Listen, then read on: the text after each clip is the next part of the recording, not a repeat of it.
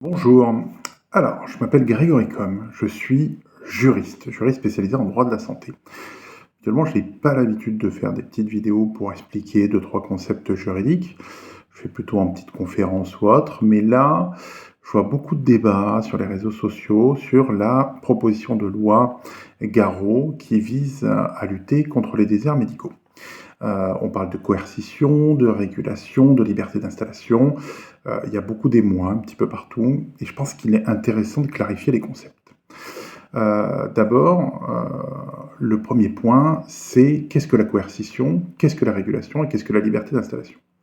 Aujourd'hui, la liberté d'installation, seuls les médecins libéraux, c'est-à-dire les médecins qui ont décidé de travailler en ville, je simplifie au maximum, hein, je ne vais pas rentrer dans des détails juridiques un peu chiants, donc la liberté d'installation, ça permet à tout médecin de s'installer là où il le souhaite, avec certaines conditions évidemment d'encadrement juridique.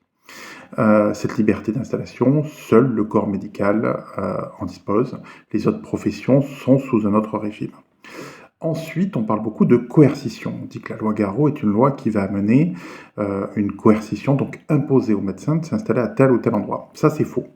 La coercition, effectivement, serait de... Vous obtenez votre diplôme et on vous dit que vous allez vous installer à tel ou tel endroit en France et vous n'avez pas le choix. Ça n'existe pas. Ça n'existe pas en France, ce n'est proposé par personne. Aujourd'hui, ce qui est proposé par la loi Garot, c'est la régulation. Il y a plusieurs sortes de régulation. Toutes les professions en santé sont régulées, sauf les médecins. Et la régulation, c'est le fait que dans certaines zones dites surdotées, pour que le médecin s'installe, il faudra qu'il y ait soit un départ à la retraite ou un départ de cette personne. Par contre, dans toutes les autres zones non surdotées, c'est-à-dire 90% du territoire français, les médecins pourront s'installer librement.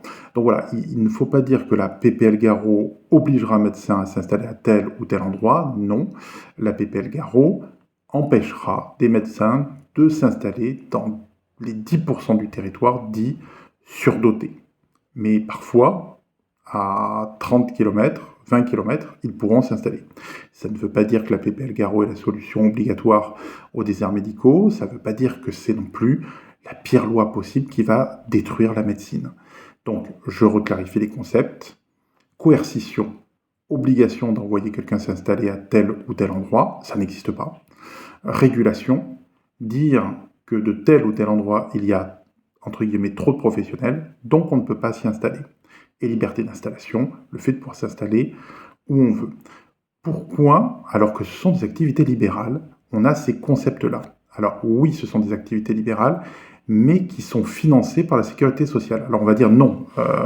Ce que souvent le corps médical nous dit, c'est « moi je suis payé par le patient » et le patient est remboursé par la sécurité sociale. Alors là, en tant que juriste, j'ai juste envie de vous dire, si vous n'êtes payé que par le patient, c'est le secteur 3, c'est-à-dire là, il n'y a pas de remboursement. Donc effectivement, c'est le patient qui est remboursé parce que beaucoup refusent le tiers payant. La réalité, c'est que l'accès aux soins en France, et il faut en être heureux et il faut le soutenir, c'est parce que justement, on peut être remboursé, malheureusement, parfois de moins en moins. Donc voilà, soyons clairs sur les concepts, ne mettons pas des fake news un petit peu partout. Je pense que le milieu de la santé a trop souffert des fake news. La loi Garot n'est pas une loi de coercition, c'est une loi de régulation. Je vous remercie.